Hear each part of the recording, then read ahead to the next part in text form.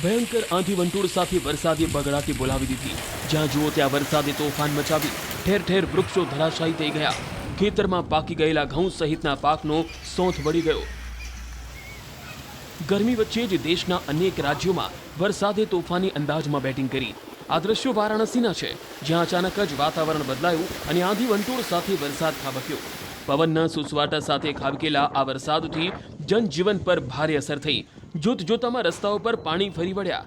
વંટોળ સાથે વરસાદના દ્રશ્યોથી થોડા સમય માટે તો ભયનો માહોલ ઉત્પન્ન થયો, કારણ કે કાળા ડિબાંગ વાદળો અને વીજળીના કડાકા ભયંકર હતા।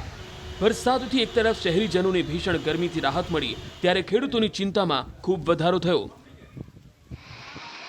ઝારખંડના રામગઢ જિલ્લામાં પણ વરસાદે વિનાશ વેર્યો। ભારે પવન સાથે અહીં પણ વરસાદ ખાબક્યો, સાથે જ કેટલીક જગ્યાએ કરા પણ પડ્યા। કમોસમી વરસાદને કારણે અહીં કેરી તથા શાકભાજીના પાકમાં નુકસાન થવાની આશંકા છે। હવામાન વિભાગે હજુ પણ 2 દિવસ માટે અહીં વરસાદનું એલર્ટ આપ્યું છે।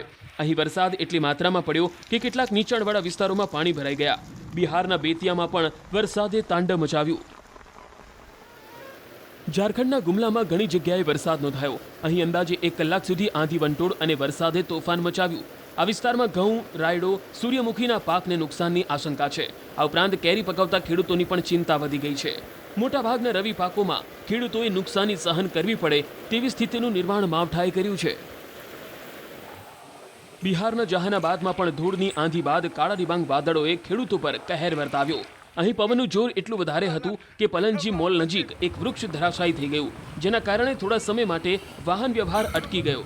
સાંજ પડતા પડતા ઉત્તરકાશીમાં પણ વાતાવરણમાં મોટો પલટો આવ્યો। પવન સાથે અહીં પણ વરસાદ શરૂ થયો।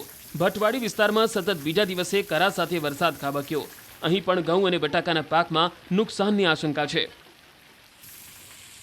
આ દ્રશ્યો ઝારખંડના ધનબાદના છે, જ્યાં ધોધમાર વરસાદના કારણે થોડા દિવસે અંધકારનો અહેસાસ થવા લાગ્યો। વિઝિબિલિટી ઘટી જતા વાહન ચાલકોએ હાલાકી વેઠવાનો વારો આવ્યો। કેટલાક નીચાણવાળા વિસ્તારમાં પાણી ભરાવાની સમસ્યાનો પણ સામનો કરવો પડ્યો। પલામુ તથા આસપાસના વિસ્તારમાં પણ વીજળીના કડાકા અને વાદળના ગડગડાટ સાથે તોફાની વરસાદ વરસ્યો। મેદિનીનગરમાં પણ જોરદાર વરસાદ નોંધાયો। કેટલાક સ્થળોએ કરા પણ પડ્યા। બિહારના છપરામાં તો એટલો વરસાદ પડ્યો કે રસ્તા પર જાણે કે નદીઓ વહેતી હોય એ પ્રકારની સ્થિતિ જોવા મળી।